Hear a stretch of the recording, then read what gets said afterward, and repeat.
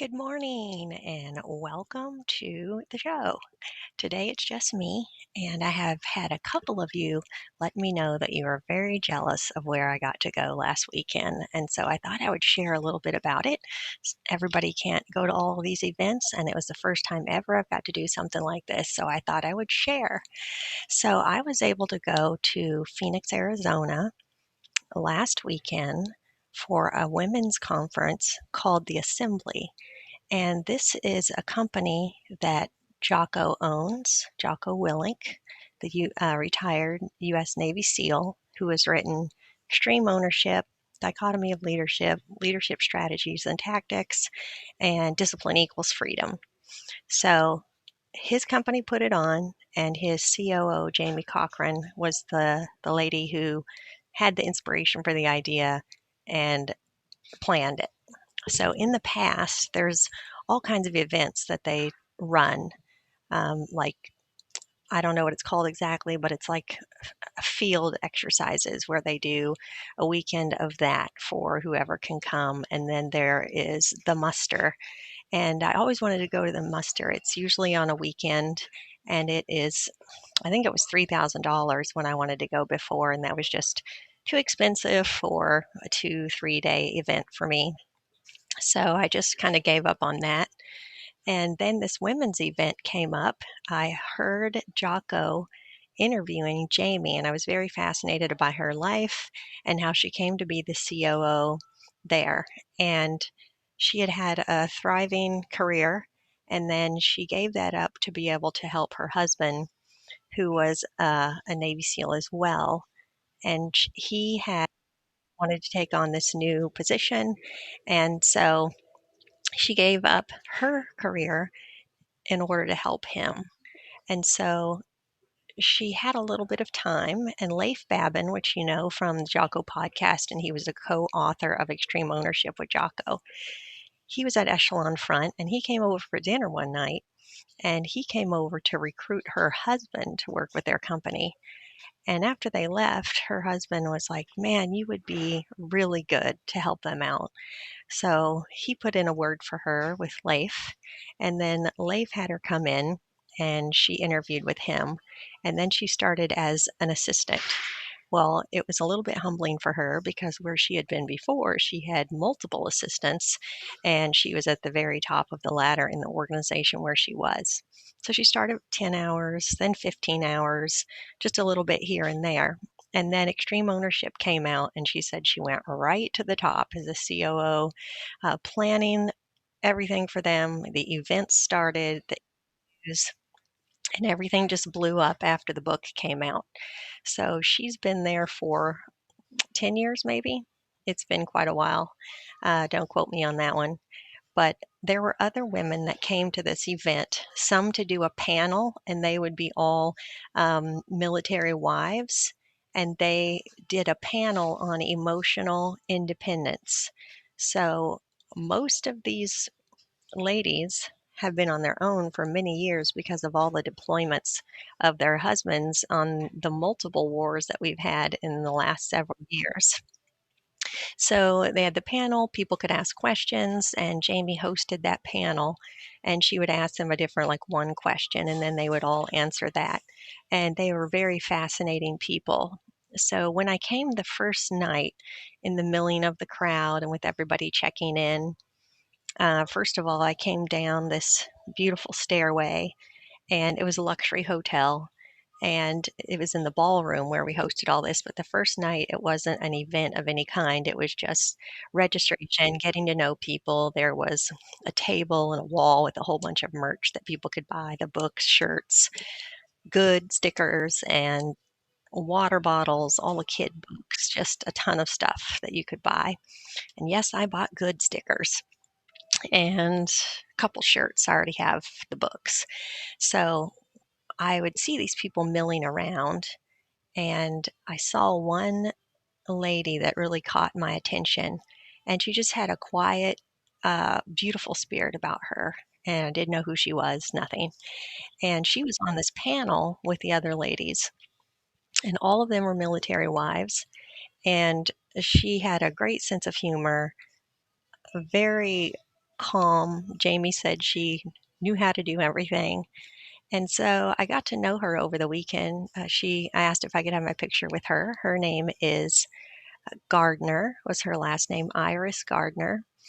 And we had a good brunch together. She sat beside me, and some people at the table had some questions, and we were able to both answer some of those, find out a little bit about each other. And she has a very fascinating story of how she lived emotionally independent and had to have a plan and a life and build a whole life to cope and to be independent while her husband was gone. So there is a podcast, number 70 of Jocko's podcast, is when he interviews her. It's only a portion of what she knows and what her life is like, but I think that you would enjoy that. And then there was another lady, her name was Amanda, and you'll see lots of podcasts with her husband, JP Donnell, and he's done several episodes and told a little bit of their story in one of them. I can't remember which one. And the divorce rate for Navy SEALs is 90%. And this amazing couple actually divorced. And then she put in all this effort to have them come back together. It wasn't easy. There's lots of habits and difficult things that guys deal with after they come back. And they're not the same because of what they've experienced. And so adapting with that, um, knowing what you'll put up with and what you won't, she put all the effort back out for them to get back together. So that's the story on a couple of them. My intent of anybody I wanted to meet was Jocko's wife. I wanted to meet her, and then Jamie. And I had one question I wanted to ask Jocko's wife. So I don't want to waste time. I don't want to waste the whole weekend. So when I came down this quarter of this beautiful place, there were women at all these stations checking you in. You had to sign a waiver for the workouts. I'll tell you about that in a minute. And I saw this girl, and she was at one of the tables. And I'm like, oh, are you open? And then I came over to sign the waiver with you. First thing I said, are you Jocko's daughter? And she said, yes. And I said, you look exactly like your dad. So I was able to get a picture with her. And that was pretty cool to meet her at the PT each morning. She was there as one of the people that were leading it. So they did have workouts each morning. They had thought about not putting that in because they do it at all the musters and stuff. And then Jamie thought, nope, we're going to give them the full experience. So total, there were probably 400 ladies at the event. On the first day of PT, 150 showed up. So they did WODs, we call workout of the day, and there were 7 different exercises, and they were timed for a minute each, and you had to go in rounds. Everybody moved to the next station. It didn't stop for a solid 30 minutes, and there were like burpees, air squats, sit-ups, plank holds, um, jumping jacks, and a lot more. And so we moved around these stations, and they had modifications if you couldn't do it all. And I was so impressed by the ladies there. One thing I noticed was there was no whining. People would just stop and rest and then keep on going when they could. There was one lady there that she said she never works out, and she just thought, I just want to come experience it. And after she had worked out, she said, I'm so proud of myself that I did it. At the end of these, what was fascinating is they do one extra um, exercise together. And before they start, they honor a fallen soldier. And WODs, if you've noticed or heard, they're always named after a fallen soldier. So there's the Murph, and there's all kinds of names. And that was Murph is one that you might be more familiar with, and that is a workout where you run a mile. You're wearing a weighted vest, like 20 pounds. You run a mile, you do pull ups, you do push ups, you do squats, and then you repeat that. So this particular one was in the honor of a fallen soldier. And so we would all do air squats together, and we would count. And it is so cool to have 150 women like close. This was at 5:30 in the morning we had the workouts, and this is in Arizona, so it's already warm, it's dark, and there's just a few lights, and it was super cool. And then we all counted together as we did these last reps, and it was in honor of these people. And before we would start, Jamie would talk a little bit about them and the story behind them. So that was something different that you wouldn't see at other things. What I was impressed about with the people that were leading it is they were engaged the whole time. So they weren't on stage and then, disappeared into a back room. For all the exercises with the team that we did at our tables and stuff, they mingled in the room, they listened, they were a part of everything that happened, and I thought that was cool. And so a lot of the another thing that was really interesting to me was there were women there that had never heard a podcast. They had never known any of the principles. And here, for the last 7 years, our company has been immersed in this. Like I've taught every employee the principles. The very first book that I recommend when we hire someone is Extreme Ownership. And all of the books of Jocko, I recommend in our team Audible that they read those first, and then we apply those principles in the business. And that has been a real foundation for our local team and then Augusta Nation as a whole. And we've all been powerfully impacted. So, noticing these soldiers' wives, hearing them tell their stories, it's hard to be a whiner or think about how hard your life is or be a victim when you hear these ladies. At 5 o'clock in the morning, all the leaders of the event would be outside before us. They would do a full workout together, and then they would split up, and then they would lead the stations when we all came down at 5:30 to do our workout. My only disappointment from the weekend was the realization that the early bird does not get the worm. I was one of the first people to sign up. I signed up within a couple days after hearing Jamie on the podcast with Jocko and signed up, planned to go. And after that, after I bought my ticket and everything, they added jujitsu to the end of the event. One time training, your first time, and oh my word, it would have been awesome to be there. But my plane ticket, I would have had to cancel it and totally buy another plane ticket. They wouldn't refund me, so I was disappointed. By the time they were doing that, I was already at the airport and had to leave. But Jocko's daughter was there, the main lady, Jamie, and they led jujitsu. So I was kind of sad. I hope I get to do something else like that sometime. So, like the cost and the weekend, it was a pretty high level event. So they charged quite a bit. So it was $14.95 for 2 days. And then the hotel was like $300. Even the Uber to get there was $84 from the airport. So it was very spendy. It was a sacrifice to go. And I looked at it as an investment in my career and to really benefit all of my team and to benefit Augusta Nation as a whole and to be a better leader.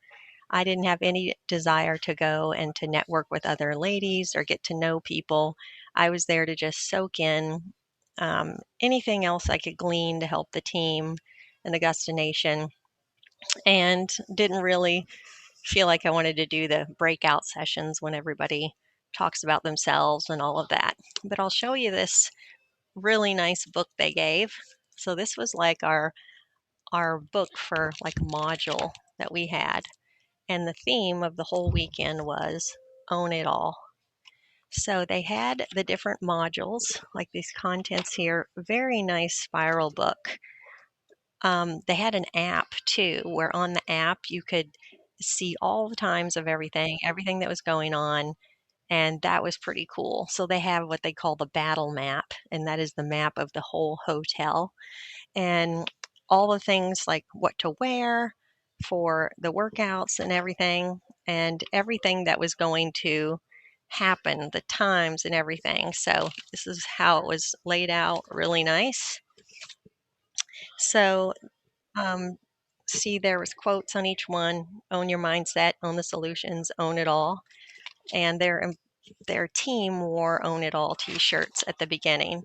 So here was all the people on the panels and instructors. So they had guest speakers as well. Um, Four that actually were nothing to do with the military. They had another panel that was different business women, and some had been in business 30 years, and another one had been in business for about that long. Then another had joined the business, more of an accountant, finance type person, and she had been coming to the musters for a long time. And they finally told her, "Why don't you just join our team?" So she was cool to have there. And then another one, Latanya Sumter, she spoke, and she had nothing to do with military or anything, but she came and did there was topics like struggling well, and so there were a couple speakers also that had their husbands, their brothers that passed away, and their stories of that and how they faced that. There was Mama Lee that you've heard about on the podcast, whose son had died, and she created the Travis, I don't remember his last name, like a Mighty Warriors um, foundation. And then there was another gal whose brother died, and his name was Travis, and she started the Travis Manion Foundation. Corey Mize is one of the trainers and leadership instructor. So is Meg Miller, these three ladies here. And they were the Echelon front leaders. So here's Mark Lee. That's Mama Lee's son. And she created America's Mighty Warriors. And they help um, the soldiers that come back. And there's a book called Knock at the Door. And it is knock at the door is what the Gold Star families hear when someone comes to tell them that their soldier has died. And Knock at the Door is a book about three soldiers' families, sister, wife, and how they were affected the day they heard the news, and how they went through their grief process and where they are today. And then it went into several, we got this really cool Own It All uh, backpack thing. And you could tell that they put a lot of effort and thought into all these things. So Jocko's products were in there. There was a pamphlet about nurses that were in the war, and you hear about all the soldiers and everything that happened. But there's some pretty cool nurses, women that had done some incredible things, and so there was a poem about them. And then they gave us like a makeup bag, and it had something about the nurses on the side, like a face scrub to make it nice for women. But they had like two of Jocko's drinks, two packets of the milk powder. Um, it was full of stuff. I can't even remember all of it, but his greens, he has the packets of greens now, and that was in there. Armbands, a bracelet. It was very nice, very well done. So they talked about all the nutrition in here, all the products. They would show all the book. They used the same font that Jocko used in Discipline Equals Freedom, kind of a military font. So then there were modules, and they call them like training topics, and cover and move, simplifying things, prioritize and execute, decentralized command, mindsets for victory. So default aggressive, and they went into that. These are all concepts that we've learned in the book. It must have been overwhelming for the people that had never even listened to the podcast.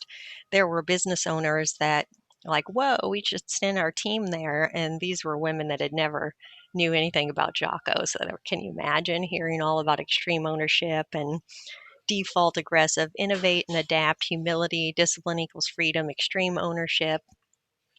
And then so each module, each speech, sorry, had a module that you had to go into and learn about. So like they called it fire team exercises, where everybody at the table had to do something together.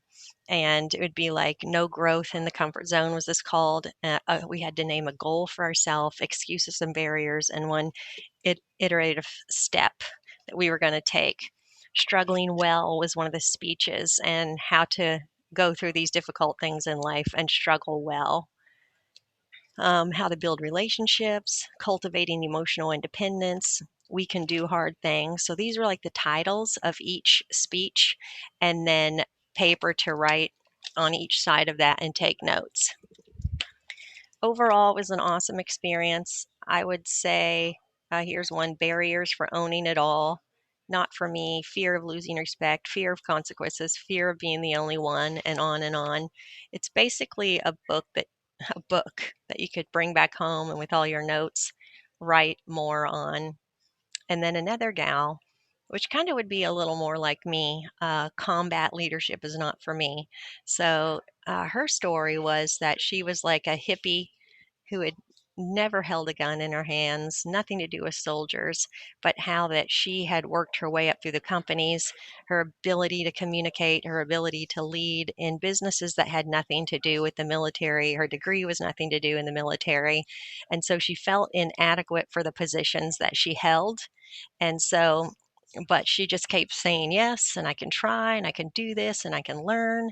And she worked her way up in this company called Groundworks, and it was where they work underneath the foundation, can do so many things. And so their company became huge, and they worked with Echelon Front for a training. And she was like a guinea pig, when you first start stuff like we do with Augusta. The first people in the franchise, they were the ones that had to work with us while we learned and were growing and kind of experienced all the bumps, which gave us all. We've had a good bond with those first franchisees, something really special. So she was one of the first that went through all their training program with them. And by her experience, Echelon Front got better, and she became the leader for her whole team. They implemented things from extreme ownership and all its military jargon, and then they put it in for their business. Um, so, for instance, different parts of the business, exactly like it says in here, um, they would use military jargon on all their brochures and everything. So that was kind of cool. And you can take your organization there and they can do workshops with you. It's like a training program for you to lead your team. So that would be kind of cool sometime. I'm sure that would be pretty spendy. So I've tried to spend my career, the last 7 years, taking all the concepts, teaching them to the team. And my biggest takeaways really were I was impressed with their team. I was impressed that they practice what they preach. They were pretty strong, tough, giving, caring, professional women. So the whole event was very well choreographed and uh, very organized. People were on stage when they were supposed to be. They had done their presentations really well. They had practiced well, and it went really streamlined and good. So even like after the workouts in the morning, instead of a breakfast, they would have like protein donuts and things. So lots of little touches, the couple meals. These events are very expensive to put on, as we know. We put them on too. And so the meals that were there were very nice. So I really enjoyed Iris Gardner. And I got to tell you about Jocko's wife. So I asked when I first came down to all these people, I didn't know I was talking to Amanda Donnell. And I came up to her and I'm like, "Oh, are you one of the people here with the group?" And she said, "Yeah." And I said, "I would like to meet Jocko's wife." And she said, "Oh, she's right over here. I'll introduce you." So she brought me over, introduced me to her. And I told her I had read Extreme Ownership 12 times. It was an honor to meet her. And I told her that I had heard that she was one of the kindest people that a lot of people said that they had ever met. And so I asked if I could get my picture with her. And we went over, got our picture, and I said, "I probably won't see you, like get to talk to you again this weekend." So I had one question coming here that I wanted to ask you. We hear Jocko so much talk about how he would come home from a deployment, he'd walk in the door, he'd grab his gym bag and walk back out the door. And he had been gone for months, and he came home, grabbed his gym bag, and left. And he had to get to the gym to decompress and go do some jujitsu. And I told her, what was your thought process in your mind that made that okay? That he would have that time when he's already been gone seems a little bit selfish for the family, for her who's held down the fort, who's fixed everything, taking care of the kids, taking care of school, taking care of the house flooding and all the stuff that can go wrong. And she never bothered him with any of that. And so she said that they do everything as a team, that um, when he would come home, she realized when he came back, he needed to go do that with his guys. He needed that to be able to relax. And she said he used to come home and she'd be like, oh, the kids need to go do this. If you want to take them to do that, like to integrate him back into what they were doing. And he would like have a blank stare on his face, like, what? And she said she realized that they actually had to schedule a meeting, both sit at the table with their laptops, be able to go over their schedules and their calendars while he was home and kind of figure out what each was going to do. They both had their roles. Jocko has said that she never told him anything that was going on the home front while he was gone. She took care of everything. She didn't expect him to call or email, and he said that left him free to lead his men and to take care of what was happening, defend America. And it's women like that that are really the backbone of the nation, holding down the fort. And he said there's very few women that could do. He said no man could do what she did, and that he worships her. He said so. Meeting her, I can see why. She is very kind and stunningly beautiful, and she's from England, I think. And he met her on one of the deployments, and I don't remember his pickup line, but it was pretty funny, she said. And they met and they talked, and he ended up wanting her to move back. So she moved from England across the country, across the world, and was married to him. And then he would up and have to move somewhere else, and she'd up and move with him. He wanted her to go live with his parents for a period of time while he deployed, and then all this moving and everything. And she was such a trooper. So, what she had said, she had to build her own life. Like, she couldn't sit around and worry. She couldn't pine over him and how hard life was, but she built her own tribe, other women, strong women. And on the base there, one of the gals had said that on the base, she just started programs to be able to help the other wives. And, it's foreign to a lot of them when they come into the military, a whole nother life. And so they would do support things for those ladies. So she was very involved and independent emotionally of him. And then, of course, there's an adjustment too when they come back home. So a lot of character, strong lady she was. And then the other lady I told you about, Iris Gardner, she actually started a farm, and she would grow all these vegetables. She had the babies and ran a ranch. Her love was horses. So she had horses and this garden, and then she would sell produce to to the different ones that in town. And I was able to just communicate with her after about a lady asked her, how do you work in a male dominated industry? And she said things like, when you come into a room, remember that you were given a seat at the table, and even your body posture should show that you're comfortable and confident, and that you believe you have a place at the table. And the things that you talk about should be of value that come out of your mouth, and then people will respect you. And she said none of that has ever been an issue for her. And I really could resonate with all of that. So I enjoyed the weekend, the luxury hotel. I'd never been to Phoenix, Arizona. And so experiencing the heat and all that good stuff. So I know there's a lot of people that could never go, and it's the first time that my team has been self-sufficient so that I could go. And so I look at it as a real privilege that I could get away for the weekend, and maybe someday I can get to a muster or one of the other events that they hold. But basically, it was just getting away, soaking it in, finding more ways I could train and lead and support my teams. So, for those of you that told me you were jealous, that you've always wanted to go to an event like that, that's how it went. And there's a ton more I could share, I'm sure, but I wanted to give you the overview. And if you ever want to go to one of the musters, Google this online and you'll get to watch some videos and see some people, find out what it's all about. And I would definitely recommend, if you can, to go to one of these events. And that is my synopsis of the assembly for women put on by Echelon Front. So I appreciate you all, love you all. Thank you for watching. And those of you that will be coming to our conference on October 15th, I believe it is, we look forward to seeing you there.